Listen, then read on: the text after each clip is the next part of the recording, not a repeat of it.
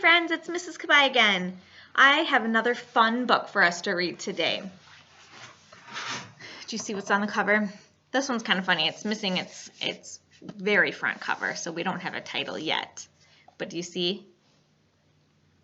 That girl's wearing some goggles. What do you think she might be? Looks like she's doing an experiment. Maybe a scientist? Let's see what the title of this book is.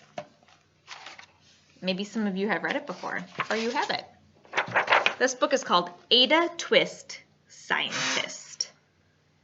Kind of like how sometimes we're scientists when we do experiments or try to figure something out. Let's see what this book is about.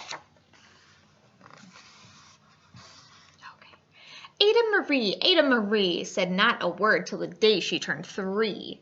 She bounced in her crib and looked all around, observing the world, but not making a sound.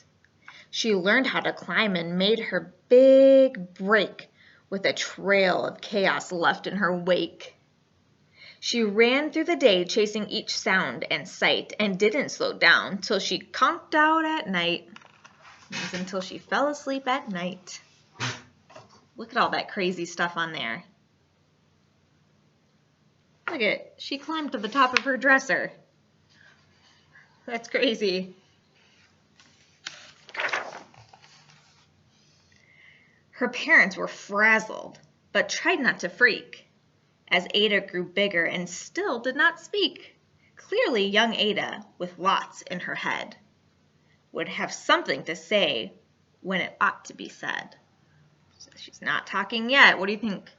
She's just thinking? She's really thinking about things. That's just what happened when Ada turned 3. She tore through the house on a fact-finding spree and climbed up the clock just as high as she could. Her parents yelled, "Stop!" as all good parents would. Ada's chin quivered, but she did not cry. She took a deep breath and simply asked, "Why?" Oh my goodness. Do you see how tall, how high she climbed up? That does look dangerous, doesn't it? Look at her brother. He's like, she's at the top. Why does it tick? And why does it talk? Why don't we call it a granddaughter clock? Why are there pointy things stuck to a rose? Why are there hairs up inside your nose? She started with why, and then what, how, and when. By bedtime, she came back to why once again.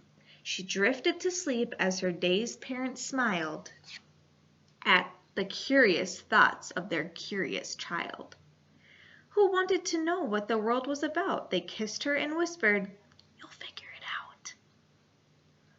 Oh, she has so many questions, doesn't she? I guess she's asking, why is the flower like that? What is the trunk for of the elephant? How does the light work? She's so curious. Her parents kept up with their high-flying kid, whose questions and chaos both grew as she did. Oh, she's getting taller. Oh my goodness, look at all the questions she has.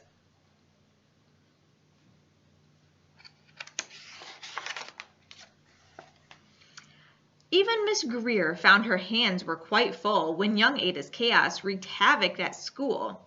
But this was much clear about Miss Ada Twist. She had all the traits of a great scientist. Oh, that's like the cover on the front of the book. Look at all those colors of bottles. She's putting things in them, and they're exploding. Oh no. Ada was busy that first day of spring, testing the sounds that make mockingbirds sing, when a horrible stench whacked her right in the nose. A pungent aroma, that means a smell, an aroma is like a smell, that curled up in her toes. "Zowie," said Ada, which got her to thinking, what is the source of that terrible stinking? How does a nose know there's something to smell? And does it still stink if there's no nose to tell? She rattled off questions and tapped on her chin. She'd start at the start where she ought to begin. A mystery, a riddle, a puzzle, a quest. This was the moment that Ada loved best. So she loved mysteries, trying to figure things out.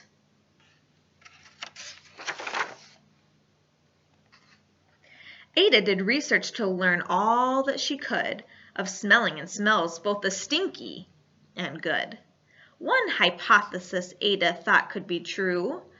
The terrible stink came from Dad's cabbage stew. She tested and tested, but soon Ada knew it was time to come up with hypothesis 2. Do you know what a hypothesis is? Sometimes when we do an experiment or try to test something out, we make a hypothesis. That means something we think might help happen. So she's trying to think of hypothesis 2, something else that might happen. Do you see her goggles? Then zowie! The stink struck again, just like that. Hypothesis 2, it's caused by the cat. The cat couldn't make such a stink on its own. It needed perfume and some fancy cologne. So young Ada tested. The test was a flop. It didn't work. She started again, but her parents yelled, "Stop!" Why did her parents yell stop? What's she trying to do to make the cat not stink? She can't put a cat in the washing machine. No way. You would yell stop too if you saw that. Ada Marie, to the thinking chair now. By the time we count 3. Enough, said her mother. That's it, said her dad. Her parents were frustrated, frazzled, and mad. Why? Ada questioned. Her mother said no. What? Ada queried. Her father said, go. You've ruined our supper. You've made the cat stink. Enough with your questions. Now sit there and think. She looked at her parents. Her heart turned to goo. Poor Ada Twist didn't know what to do. To her, she was just trying to figure things out, right?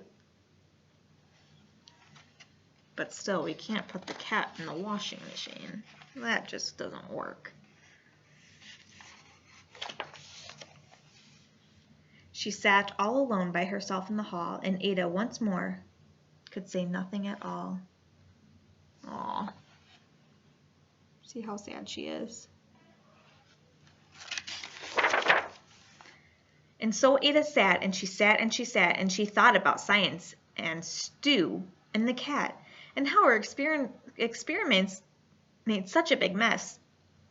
Does it have to be so? Is that part of success? Are messes a problem?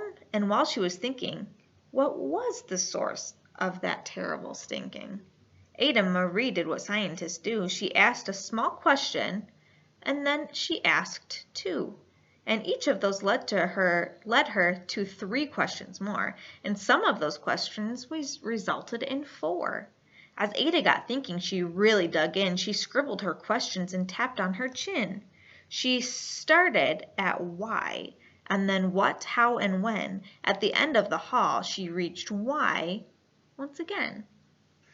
She's trying to figure out why the cat stinks. She thought of one question, which made her think of more questions. Sometimes that's how we have to figure things out. Her parents calmed down, and they came back to talk. They looked at the hallway and just had to gawk. That means they just had to stare. No patch of bare paint could be seen on the wall. The thinking chair now was the great thinking hall. Oh my goodness, what did she do to the walls? She drew all over the walls what she was thinking. They watched their young daughter and sighed as they did. What would they do with this curious kid who wanted to know what the world was about? They smiled and whispered, "We'll figure it out." She's just so curious. And that's what they did, because that's what you do. When your kid has a passion, that means something that they really love, and heart that is true. They remade their world. Now they're all in the act of helping young Ada sort fiction from fact. That means something that's not true from something that is true. She asks lots of questions. How could she resist? It's all in the heart of a young scientist.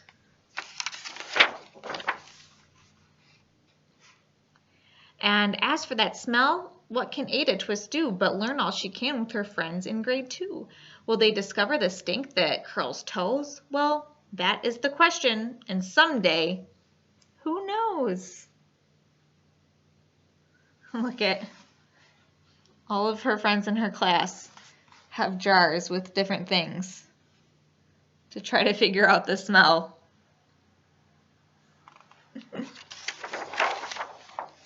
The end. That's a really fun book about Ada who just loves to discover things and test things and think about things just like you do. We always have to question things to try to figure them out, and you are all so curious. That's what's super fun about school. We can try to figure things out with our friends. So I hope you loved the book, and I will see you next time we read another one. Bye, friends.